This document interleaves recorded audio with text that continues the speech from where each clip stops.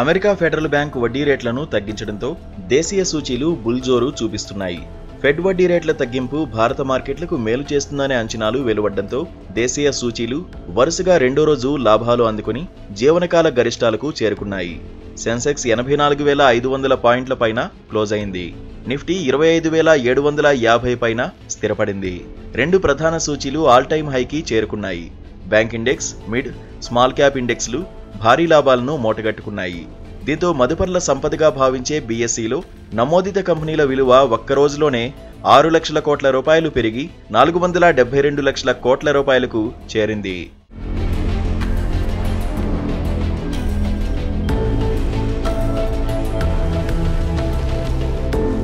గురువారం ముగింపుతో పోల్చుకుంటే దాదాపు 500 పాయింట్ల లాభంతో 83,603 వద్ద ప్రారంభమైన సెన్సెక్స్ రోజంతా లాభాల్లోనే కదలాడింది. ఒక దశలో 1,500 పాయింట్లకు పైగా లాభపడి 84,694 వద్ద ఇంట్రాడే గరిష్టానికి చేరుకుంది. శుక్రవారం సెన్సెక్స్ 83,187, 84,694 శ్రేణి మధ్య కదలాడింది. చివరకు సెన్సెక్స్ 1,359 పాయింట్ల లాభంతో 84,544 వద్ద రోజును ముగించింది.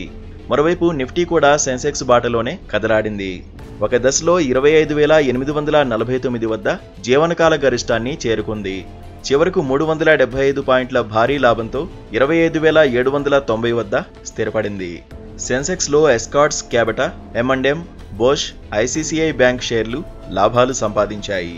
AU small finance, Aditya Birla fashion house, Muthoot finance, Grasim షేర్లు నష్టాలు మూటగట్టుకున్నాయి.